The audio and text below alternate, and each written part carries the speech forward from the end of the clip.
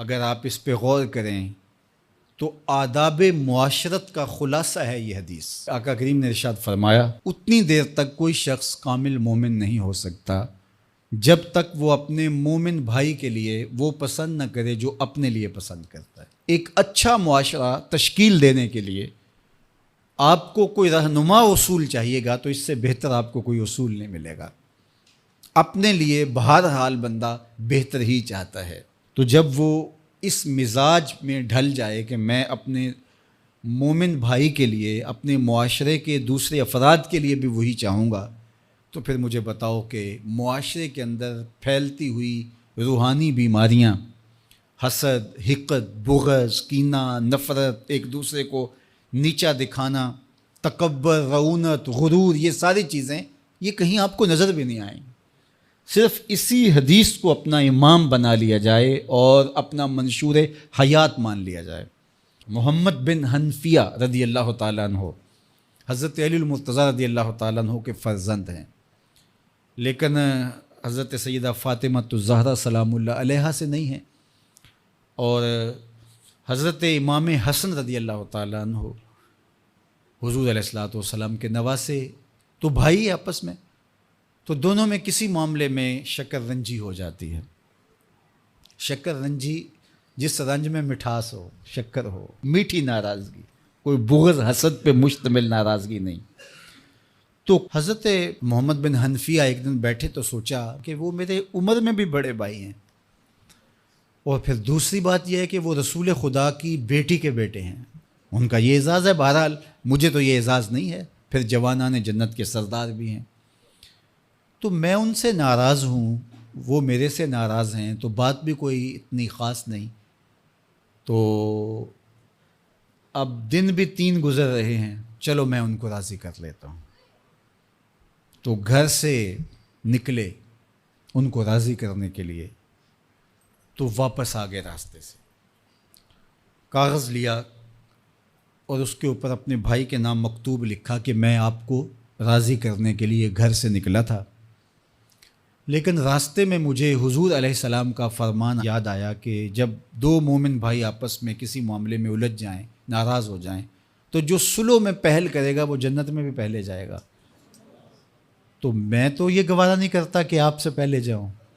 تو میں ناراض ہوں، آپ آئیں اور مجھے منائیں۔ تو حضرت امام حسن نے خط پڑھا اور مسکرانے لگے، اور آپ تیزی کے ساتھ تشریف لائے اور اپنے بھائی کو کہا اچھا مان جاؤ پھر، تو وہ مننے کے لیے تو پہلے ہی تیار تھے نا۔ تو جب آپ اپنے مومن بھائی کے لیے وہ پسند کریں گے جو اپنے لیے پسند کرتے ہیں، تو پھر زندگی گزارنے کا مزہ آنے لگے گا۔ نفس روکتا ہے یہ چیز میرے پاس ہے اس کے پاس نہ ہو، یہ اعزاز میرے پاس ہے اس کے پاس نہ ہو، اور اس کی ایک اپنی لذت ہے اور وہ مادی لذت ہے، اور ایک ہے باطن کی روح کی لذت۔ تو روح کی لذت نفس کی لذت سے کہیں زیادہ اور کہیں دیر پا اور کہیں مختلف ہے۔ اس لیے جب آپ قربانی دیتے ہیں، ایثار کرتے ہیں یا کسی کو ترجیح دیتے ہیں، تو اس کی جو روحانی لذت ہے، آپ کو بھوک لگی ہوئی ہے، تو آپ کو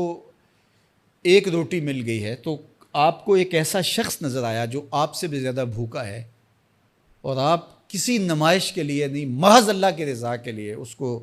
روٹی دے کر کے دیکھیں، خود بھوک کاٹ کے دیکھیں، وہ مرغن کھانوں میں سرور نہیں آئے گا جو اس بھوک میں لطف آپ کو آئے گا۔ تو حضور علیہ السلام کا یہ فرمان اپنے عمل کا حصہ بنا لیں، اور اپنے بھائیوں سے، جو خونی رشتے سے جڑے ہوئے بھائی ہیں، وہاں سے شروع ہو کر کے پورے معاشرے کے اندر اس کا عملی نفاذ کریں۔ آپ کو اتنا سرور آئے گا اور باطن میں اتنا نور آئے گا، اور اس قدر معاشرے میں خوبصورتی کی بنیاد پڑے گی۔ اور اگر ہم آج اس حدیث کو اپنے لیے خضر راہ بنا لیں تو یہ اس پہ عمل کرنا کوئی مشکل نہیں ہے۔ یہ آپ ابھی سے جب اٹھیں گے تو اپنے ساتھ والے کو ترجیح دے دیں گے کہ پہلے یہ گزر جائے، تو ابھی سے شروع ہو جائے گا یہ کام۔ تو یہ آپ گھر میں اپنے بچوں کے ساتھ، اپنی بیوی کے ساتھ، روزمرہ کی زندگی میں جہاں ملازمت کر رہے ہیں، کاروبار کر رہے ہیں، جن دوستوں کے ساتھ کھیل رہے ہیں حتیٰ کہ، تو یہ وہ چیز ہے کہ اس کا آغاز عمل سے پہلے سوچوں سے شروع ہو جاتا ہے۔ کہ آپ کسی کے لیے اچھا سوچنا شروع کر دیں. جو اپنے لیے سوچتے ہیں وہ اپنے بھائی کے لیے بھی سوچیں. ہمارے بزرگ فرمایا کرتے تھے کہ کسی کے ساتھ دوستی کا ایک حق یہ بھی ہے کہ اس کی آخرت کے لیے سوچا جائے کہ یہ میرا دوست ہے تو دنیا میں میرے ساتھ ہے تو حشر میں بھی جنت میں میرے ساتھ ہو. تو اس کی ہدایت کے لیے اگر نماز نہیں پڑھتا تو اس کو نماز کی طرف لے کر آئیں.